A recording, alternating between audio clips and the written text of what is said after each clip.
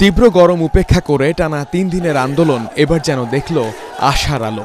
তাই তো আওয়ামী লীগের সকল কার্যক্রম নিষিদ্ধের ঘোষণা পাওয়া মাত্রই হোটেল ইন্টারকন্টিনেন্টালের সামনে এই উল্লাস।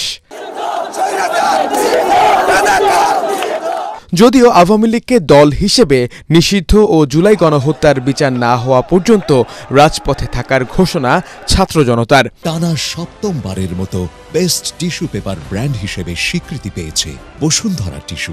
২০০০-এর উপরে আমাদের শহীদ হয়েছে। আজকে শহীদের আত্মার তারা একটু হলেও প্রশান্তি পাবে। সঠিক বিচার হওয়া দরকার, এটা আমরা সবাই প্রত্যাশা করি। আশা করি অবশ্যই সঠিক এবং সুন্দর বিচার করবে।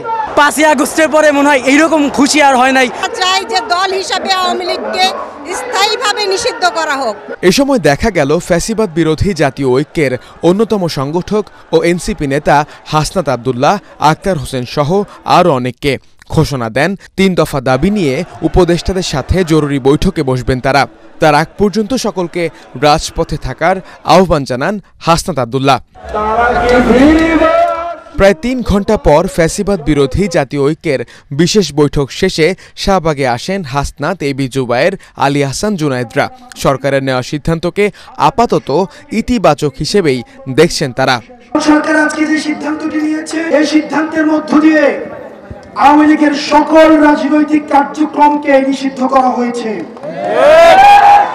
একই সাথে এতদিন পর্যন্ত ট্রাইব্যুনালে দল হিসাবে আওয়ামী লীগের বিচারের কোনো বিধান ছিল না, কিন্তু আজকেই দল হিসাবে বিচার করার বিধান যুক্ত করা হয়েছে।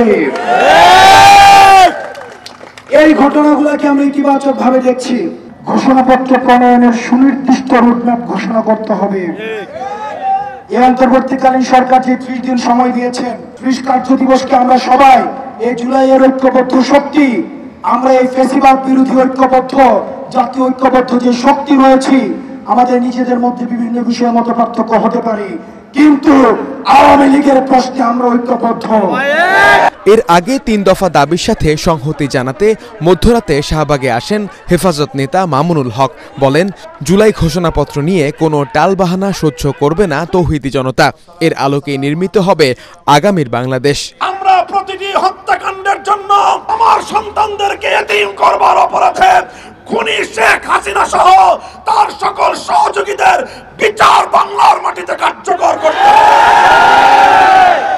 এবং সেই সকল বিচারিক কার্যক্রম তার অগ্রগতি দৃশ্যমান না হওয়া পর্যন্ত বাংলাদেশে আমরা নির্বাচনের পেঁচাল শুনতে চাই না। এদিকে রাজধানীর মগবাজারে শোকরানা সমাবেশ করে জামায়াতের আমির ডক্টর শফিকুর রহমান বলেন, আওয়ামী লীগ নিষিদ্ধের মাধ্যমে জনগণের আংশিক দাবি পূরণ হয়েছে। বিচার নিশ্চিত হলে সম্পূর্ণ দাবি পূরণ হবে।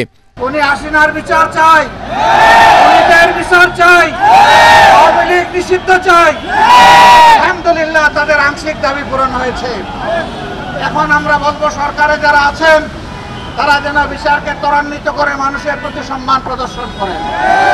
আওয়ামী লীগের সকল কার্যক্রম নিষিদ্ধের ব্যাপারে সোমবার সরকার প্রজ্ঞাপন জারি করলে বিশাল আনন্দ মিছিল বের করার কথা রয়েছে ফ্যাসিবাদ বিরোধী জাতীয় ঐক্যের। তার আগ পর্যন্ত সবাইকে সবকিছু পর্যবেক্ষণে রাখার আহ্বান জানান সংগঠনটির নেতারা।